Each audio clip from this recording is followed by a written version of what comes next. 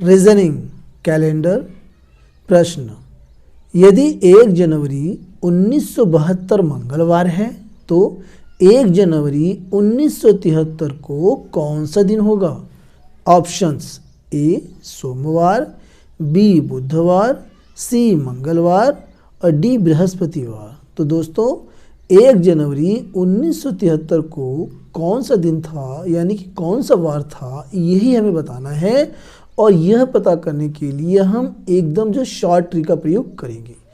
तो यहाँ पर देखिए, ये जो 1973 है, 1 जनवरी 1973, क्या ये कंप्लीट वर्ष है? ये कंप्लीट वर्ष यानी पूरा नहीं हुआ है, 1972 तक पूरा हुआ है। तो हम लेंगे क्या? कंप्लीट वर्ष, यानी कि 1972 ये हमारे कंप्लीट वर्ष, यानी कि यह वर्ष हमारा पूरा है,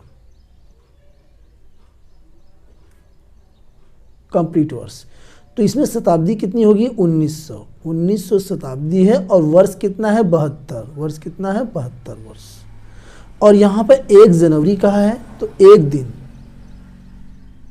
अब 1900 में हम क्या करेंगे?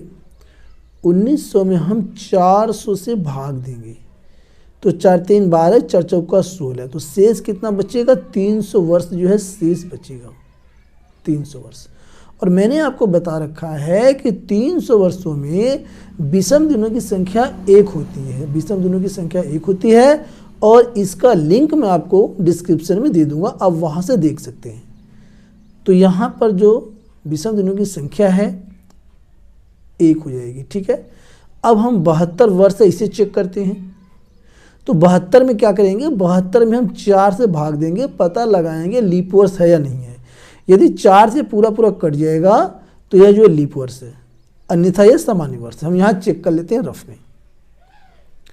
72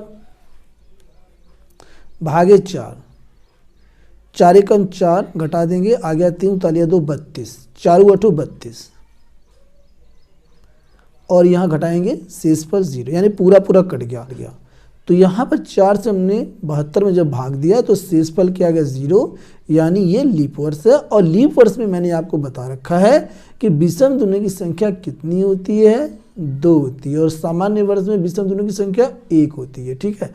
और यहाँ पर ये 1 दिन है, तो ये 1 दिन यहाँ लिखा जाएगा। अब इन सबको हम जोड़ लेंगे, 1 2 3 1 4, कितना आ गया? 4।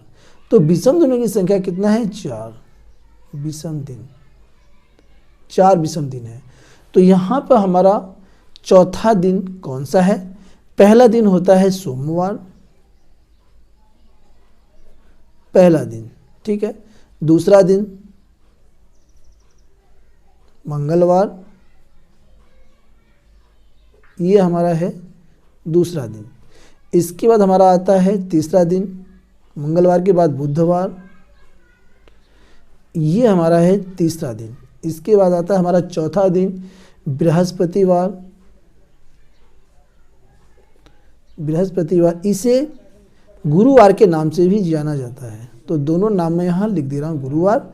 और ये हमारा होता है चौथा दिन। और हमें कौन सा दिन चाहिए? चौथा दिन, यानी 4 विषम दिन है। तो चौथा दिन हमारा कौन सा है? गुरुवार या बृहस्पतिवार।